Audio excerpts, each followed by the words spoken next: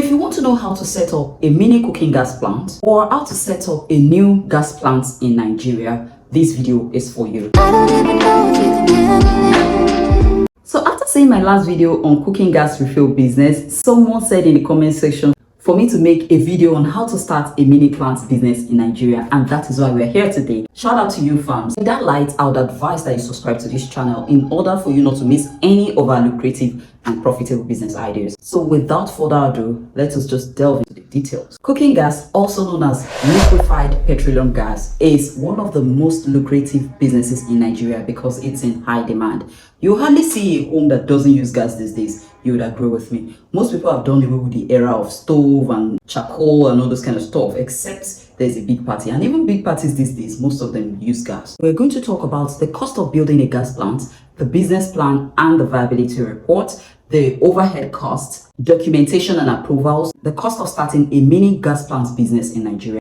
All this we are going to put together and have it as how to start a mini gas plant in Nigeria, if that's okay. So going into it, if you're already determined to start this business, one of the first things you're going to do is to think about your location. Location is everything. First, the location of your gas plant is of more relevance than any other amount you are investing in the business. If the location is not viable, then your business is designed to fail. Just know this and know peace. Further, the service of a good LPG consultant, that is cooking gas consultant, these people are designed for this job. They know all the nook and cranny. They know who to talk to at the Department of Petroleum Resources. They know every nook and cranny of the business, and they know how to analyze your land, okay? When you tell them what location you're looking into, they can go to the market to do a feasibility report, which is the next thing we are talking about. They will do a feasibility report as to if that area is viable or not. If it is not viable, they'll give you an advice or suggestion on the next places in which to situate your business. The DPR is very important in this. If you have not seen my video on how to start a cooking gas refill business, please check it out. I'll link it in the description below, and it will also be linked somewhere here. I spoke about that there as well, so you can get further detail on this business. Be sure that you're going to do lots of license applications with the DPR. They need to approve lots of documents. So that is why we are talking about this LPG consultant. You have to conduct your location assessment prior to the DPR license application if you do not want to lose money, because you would have made some certain investments and paid for certain fees and you cannot get those monies back. So it's better to do those assessments before you even apply at all. If your location is rejected by the DPR, it will be so unfortunate for you and you would have spent lots of money. Employing a consultant is very necessary, even though it's not compulsory, but I will advise you to employ a consultant. It's not that expensive. You can get the service of a consultant between 100 to 500,000. There's no fixed price to it. Just know how to negotiate, okay? Because someone who is looking into starting a gas plant should also be ready to spend money in order to make it successful. Don't be penny wise, pounds foolish. Don't try to save some coins and then lose millions and millions of naira in the end. I will further emphasize that you get a certified LPG consultant, because there are lots of people going around parading themselves as LPG consultants. So they are just going to read online to get you a business plan, not actually tailoring your business plan to your own need and your location. So don't go and waste money by employing people like that because you want to save costs. Those people will likely do it for you cheaper. However, you're not going to get your desired results because they are not using your location for you. They'll just go online, do a copy and paste, and put your own name on that proposal and assessment. And what would that mean for you? That would mean that they actually did not assess your location. They just sold somebody else's write-up to you, and you want to avoid people like that at all costs. So please go for a certified LPG consultant. Gone are the days when people used to invest so much money in gas plants. These days, most people prefer to use the mini gas plant to start instead of investing in the very large one. I mean 2.5 to 5 metric tons. And how do you do this? You can look for a filling station that do not have a gas plant in them. Anywhere a petrol station is legally allowed, a gas plant is also legally allowed.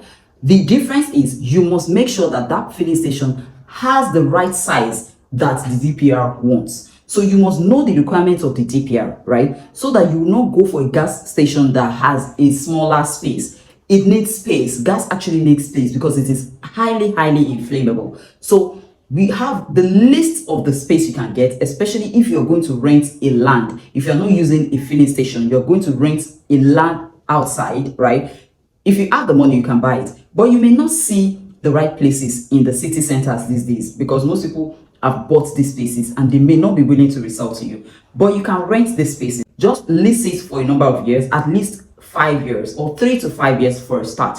And if the place is quite viable, as your consultant says, before that period ends, quickly add to the money, quickly pay your landlord off, okay? In order for the person not to disturb you or even kick you out at the end of the stipulated period. And if you are actually leasing a place, please be sure to lease a place that is not close to residential area. There are two places in city centers, which is the commercial area and the residential area. Make sure that it is in between.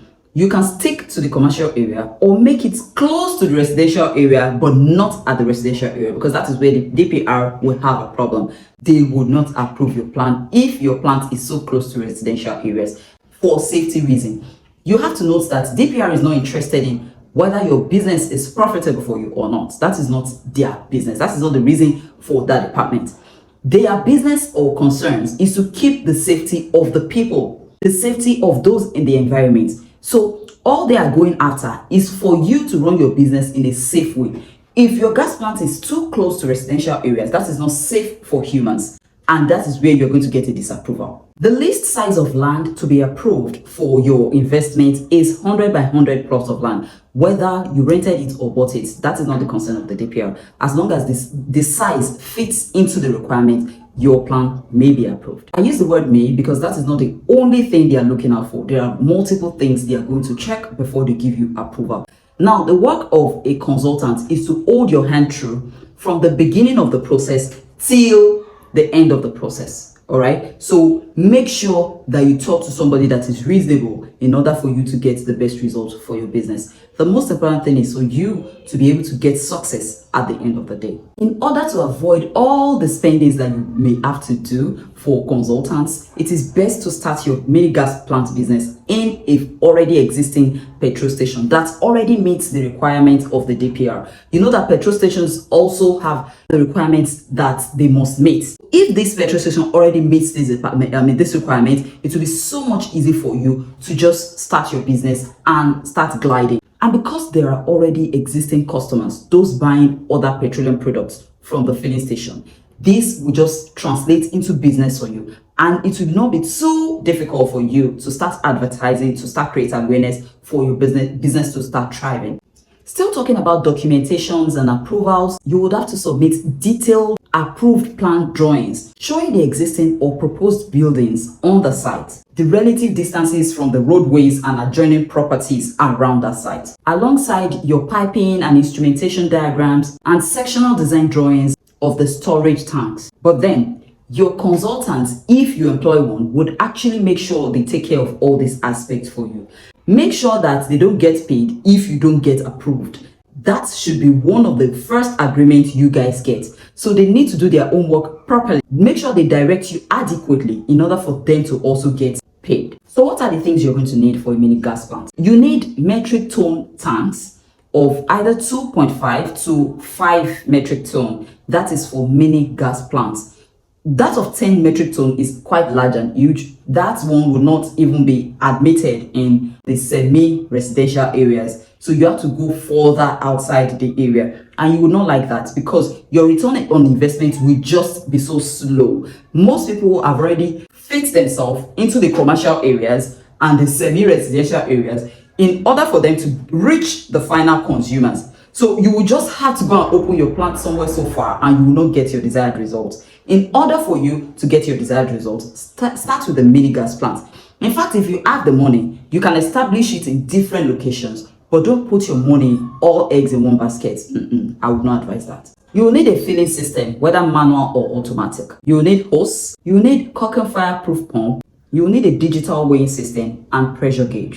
You will need safety goggles, even though most of the people who buy gas from these days do not use their safety goggles, but it is one of the requirements for you. You will need boots and overalls, especially for the technicians. You are going to have to get that for them. You will need fire extinguisher. You need HSE training. you need branding. You would also need fire service approval and police report. Police reports you can always register online, then go to their office, or you just go straight to their office. Most policemen are standing as agents for this business, so just go to them, they'll sort that out for you. The DPR charges are not fixed. They are determined by an external body outside of DPR. So you need to do your feasibility studies to know what their charges will be and what it will cost you. Now, what is the cost of building a mini plant in Nigeria? The cost of a mini plant varies depending on your size and the location. For instance, someone who is willing to start a 2.5 NT to 5 NT should be different from someone who is willing to start 10 NT. And someone who is willing to start in the rural area should be different from someone who is willing to start in the urban area. So all this will determine the cost. However, we're going to determine the average cost of starting this business. The DPR agents will collect nothing less than 2 million to 4 million naira, depending on your bargaining power.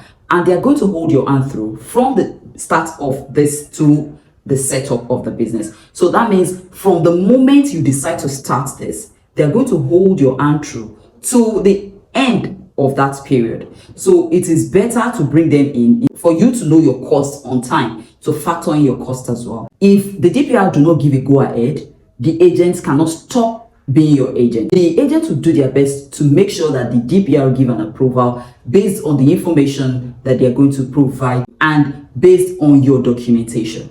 It will also require annual inspection and renewal as well. There are documents that you have to renew yearly and whatnot, and they need to come inspecting in case you decide not to maintain your gas plant well. So they will be able to sanction you if need be, or at least give you a nod. To fill a 2.5 ton capacity, you are going to need between 1.3 to 1.5 billion, including the transportation costs to bring it to your filling station. And if you are looking for 5 NT, that means it is double the price. So you are looking at 3M to make this happen. This is all give and take. There's no exact price to it because prices changes every day. Sometimes it drops, sometimes it increases. So just make sure that you have something of this range. Further, to start your gas plant business holistically, you're going to need, for 2.5 NT capacity, you're going to need around 8 million naira. And for 5 NT capacity, you're going to need double that price. So things may vary based on what you are able to get. Some people are able to negotiate well. Your negotiating power will determine lots of differences. However, this is the average amount in which you need to start your gas plant business. The next is your manpower, your staff. You're going to need skilled workers and unskilled workers. Your skilled workers, starting from your account officer to your technician, these are skilled workers and you will need to pay them. Your unskilled workers, starting from your security officer to your laborer, these are people you must pay. These people will be the one around the business, ensuring the day-to-day activity of your business. And for your unskilled worker especially, you need training for them in case of emergencies, especially as to using the fire extinguisher. In case there is a fire incident, you know that gas is highly inflammable. I keep saying it. If you have not seen my other video, please go watch it before you start your gas plant business. It will help you. Next is, what are the things you will need for the construction of your mini plant business? First, let's talk about the fire-resistant fence. Also, you need a borehole. You need a plinth construction, electrical works, general flooring, labor, and then the material for these things. The calculation of all this is what you fit into construction and anything else demanded by the DPR. The DPR have sole authorization to tell you what they will need for your business. So you need to go along with anything that they demand from you. So there may be more to this depending on changes from the DPR. Also, make sure you get a prototype design required by construction so that you don't just waste money. Make sure you are in the know of everything. If you are not going to be around, probably you're in the diaspora, employ someone who will be on their neck, who will be in the know of everything going on. Lastly, setting up a business without advertising it is like starting a YouTube channel without sharing it with the world. So you need to advertise your business. Let people know that you are in that area. It is easier for you when you are in a filling station, a petrol station that is already existing. People generally think that a petrol station should have a gas refill plant, right? They would automatically come whether you advertise or not. But for those people who are outside the filling station, please make sure you advertise your business in order for you to share this with the world and have success. So I wish you all the success there is. There are hosts of business content on this channel. Do well to subscribe to it. And hey there, I started another channel. I'm going to put the link in the description below. You can join me if you want to know more about my personal life and real life issues. Guys, I talk about myself and other matters going on, entertainment, gist, lifestyle, and real life issues on that channel. Do well to follow me, like and subscribe, and share with your family and friends.